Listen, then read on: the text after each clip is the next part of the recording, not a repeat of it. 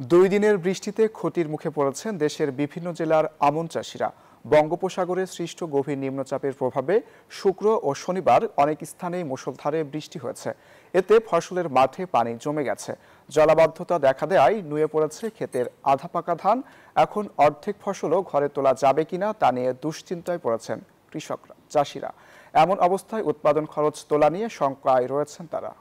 বৃষ্টি হয়েছে আমার এখানে আবার তেমন দিয়েছে।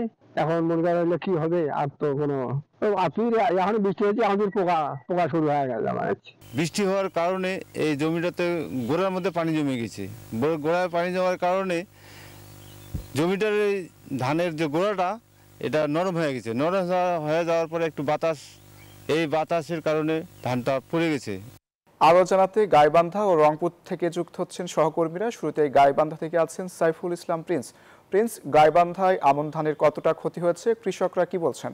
ধন্যবাদ অঙ্কুর। আসলে গত 2 দিনের বৃষ্টিতে গাইবান্ধায় আমন চাষিরা ব্যাপক ক্ষতির মধ্যে পড়েছেন।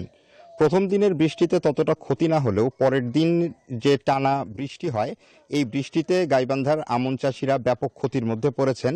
তাদের জমিতে ধানের জমিতে পানি জমে গেছে। পানি জমে যাওয়ায় যে ধানগুলো নুয়ে পড়েছে সেই ধানগুলোতে সম্পূর্ণ নষ্ট হয়ে যাবে বলে আশঙ্কা করছে কৃষকরা। তাছাড়া যে জমিতে পানি জমেনি সেই জমির ধানগুলো নুয়ে পড়ার কারণে অধিকাংশই নষ্ট হয়ে যাবে। কৃষকরা আশঙ্কা করছেন তাদের যে পরিমাণ ধান পাওয়ার কথা ছিল তার অর্ধেকও তারা ঘরে তুলতে পারবে না। এছাড়াও জমিতে এই সময় এমনি থাকে বিভিন্ন পোকামাকড়ের আক্রমণ। তার উপর এই বৃষ্টি হওয়ায় পোকামাকড়ের আক্রমণ আরও বেড়ে যাবে বলে আশঙ্কা করছে কৃষকরা বলছেন যে তারা এত টাকা খরচ করে যে আমন ধানের চাষ করেছে তার কিছুই তুলতে পারবে না। এই যে পরিমাণ ধান পাবে এই ধান বিক্রি করে, এতে তারা ব্যাপক আর্থিক ক্ষতির সম্মুখীন হবে বলে মনে করছে।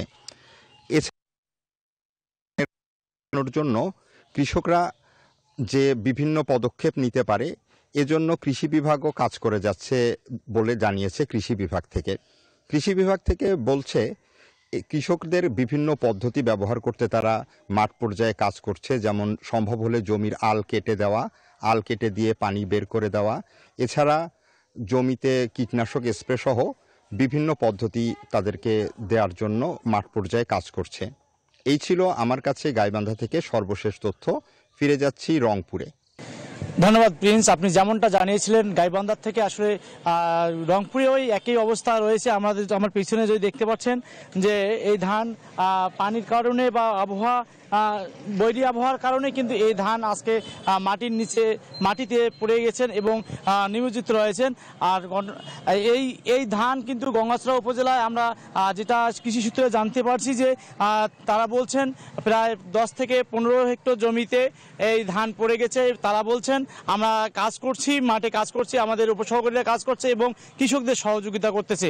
এখন এই কৃষকদের জানাচ্ছে যে এই পানিটি যখন নেমে যাবে তখন কিন্তু ধানটি পাওয়া যাবে। কিন্তু এরপর আমার সামনে একজন কৃষক আছে, আমি কৃষকের কাছে জানতে যাচ্ছি আসলে আপনাদের এই কেমন ক্ষতি হয়েছে এই আবহাওয়ার কারণে? কি আবহাওয়ার কারণে তো খুব ভালো, প্রচুর ক্ষতি হয়ে গেছে।